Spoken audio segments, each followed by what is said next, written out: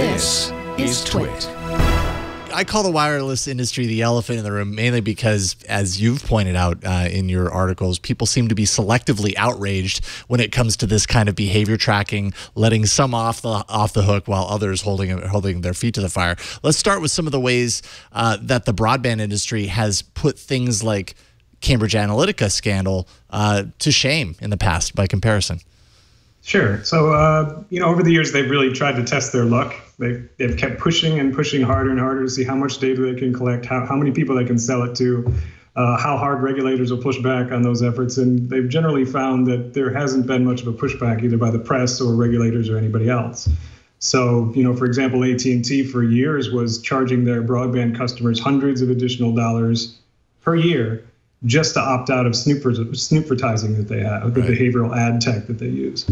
Other companies like Cable One was a company that bragged at one point about how it would really like to use customer financial data and credit records to avoid having to work too hard to provide good customer service to low credit customers. A few years ago, Verizon was also caught actively modifying user wireless packets so they could track users around the internet. And they didn't bother to tell anybody about that. It took security researchers, I think, 2 years before they even realized it was happening. So there's plenty of examples. They also, for a long time, they collected clickstream data, which is pretty much every site you visit.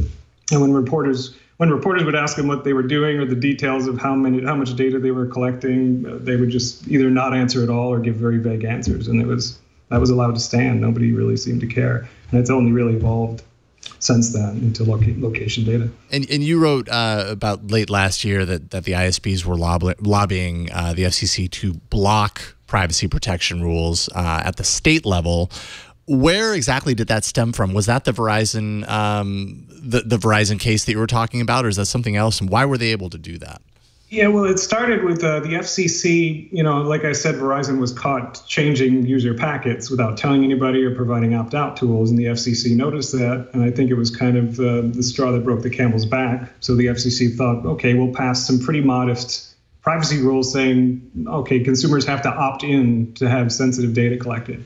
But what happened is the ISPs basically convinced Congress to completely eviscerate that protection before it could even take place last March.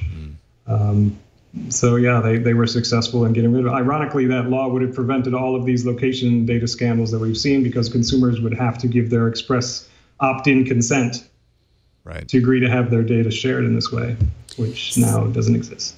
So I understand that people should care more about this than Cambridge Analytica, but I mean, there was something about that Facebook story that everyone could understand. You knew people that took those quizzes, you kind of wanted to take them yourself, and you understood the data that you were putting up there, and your understanding of what they were doing with it was really wrong. How can you convince people that this is also a problem? Because I think, people don't understand. It's like, packets? What? I don't understand. Like, how can you make the public understand that this is just as bad for your privacy? I've been trying, and I'm not sure I have an answer to that question just yet.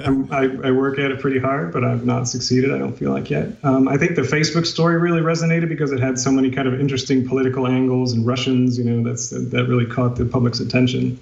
I think in broadband, you have the problem that people see the broadband landscape is this homogenous place where if you pick one broadband provider, it's pretty much the same as the other one because there's limited competition both in wireless and wired.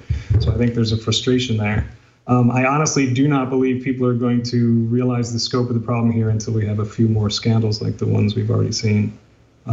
Just having a conversation is the start, really. Just talking about how much data they're collecting, getting them to be a little more transparent about what they're doing with it, who they're selling it to, which we really haven't been. I mean, a lot of this stuff happens with very, very little oversight. I think people assume that there's somebody out there making sure that these ISPs are behaving well, and there really is not. The assumption that there's someone watching the watchers is not accurate in this case. Well, someone was watching. Ron Wyden had a probe anyways. Tell us a little bit about what he found exactly. This is in relation to the Location Smart and the Securus kind of incidents that we're kind of dancing around right now. But share a little background on that specifically and what Ron Wyden did to kind of turn this around a little bit. So May last month was really kind of a turning point in this whole thing, because starting on May 10th, there was, I think, a New York Times report showing that a law enforcement officer was abusing this data to spy on other judges and other law enforcement officers. There was also a report that Securus, which is a company that provides phone communication services to prisons, had been hacked, and a lot of that information had leaked out, or at least usernames and IDs had leaked out. There was then that whole scandal involving Location Smart, which is another company that buys location data from providers and then sells it to other companies. So that pretty much got it rolling. And Wyden's investigation wasn't necessarily a full investigation as much as it was just some letters he sent to these companies saying, okay, what are you doing? What are you doing to ensure this data is secure? How are you going to ensure that this doesn't happen again? And some of the responses were okay. Verizon said they'd stop doing it for now until they could figure out ways to ensure the data was secure. Other companies were really kind of ambiguous, like T-Mobile simply said they wouldn't share this data with shady middlemen, which they didn't define. Sprint 2, a company that T-Mobile is trying to merge with, didn't give very clear answers. They didn't say who they're selling this location data to. So it's all very murky. I mean, it did bring it into the public eye a little bit, but I'm noticing that it's already kind of fading out. Whereas, again, as you saw with Facebook, that was in the headlines for months and months. Sure. And I arguably would think that this scandal is notably more significant. It reminds me of the mortgage crisis a little bit. Like, this person sold your loan to this person who sold your loan to this person, then suddenly you have no idea, where everything is. Like, I mean, that's, you write that one of the biggest problems is the wireless carriers have figured out a way to operate outside of normal privacy guidelines. Can you explain a little bit about what they're doing, sort of passing the buck? Yeah, so in Verizon's case, they admitted in their response letter to Wyden that they sell the data to these location broker middlemen, who then in turn are selling them to as many as 75 different companies. And so what happens is you get consumers opting in once, or giving at least this vague consent based on the 50-page mouse print that they read in their end user agreement.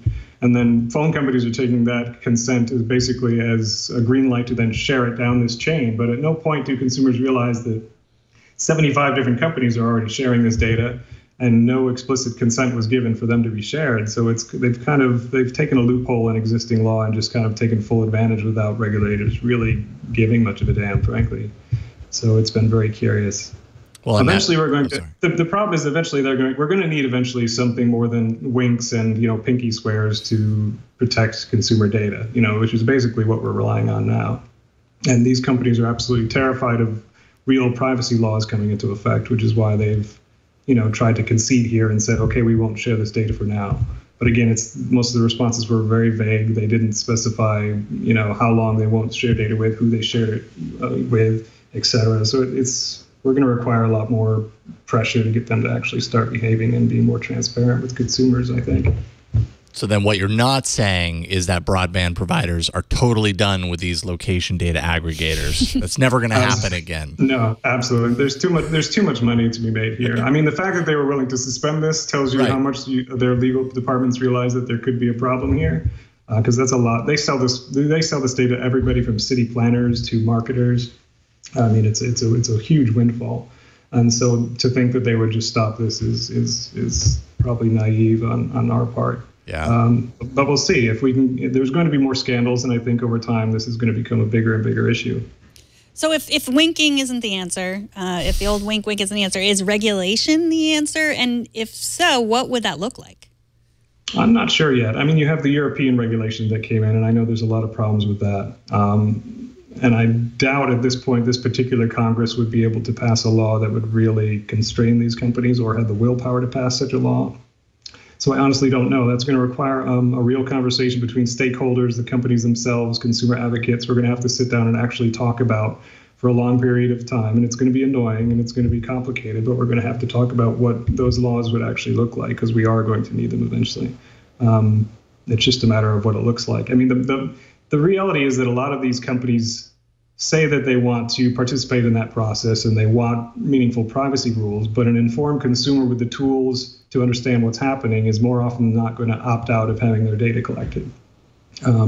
That's just a reality. So they will lose money if they support rules that, provide consumers with more tools and more transparency. So it's a very complicated situation, and I think we're going to have to get to a point where lawmakers take consumer rights a little more seriously before we actually see any traction. Yeah, in regards to public outcry on things like this, and compared to things like Cambridge Analytica, how much of a role do you think the press plays in kind of heightening that? Well, awareness, obviously, they hold a big role, but getting people fired up about this sort of stuff. Do you think the press is kind of complicit in the sense that they're kind of letting these things pass, and that's why it's not bubbling up more? Well, you have there's a countless number of really excellent security reporters out there that do great work every single day and are really digging into it. But I think the problem, as you guys hinted at earlier, is a lot of this is pretty murky in terms of techno jargon. What are my packets? What does that mean? How much is collected? What does that mean that they know about me? So I don't know what the answer is to that. I honestly don't know. I think the press will ultimately grab hold of that once it becomes more scandalous, because that sells. So once you have a few more of these major hacks or a few more major security vulnerabilities exposed, I think you'll start to see traction. But it's going to require something pretty major, unfortunately, for, I think, the press to really find this interesting enough. Perhaps Russians could get involved, and that would make it far more interesting for everybody to pay attention to. I don't know. Or more likely than that, FCC Chairman Ajit Pai suddenly having a change of heart and deciding, I want to support the consumers on this one. Yeah, I'm not sure that'll be happening anytime soon. He actually represented Securus in 2012 for legal matters, and Wyden had suggested that he recuse himself, but I'm highly doubting that happened. And Pai also played a big role.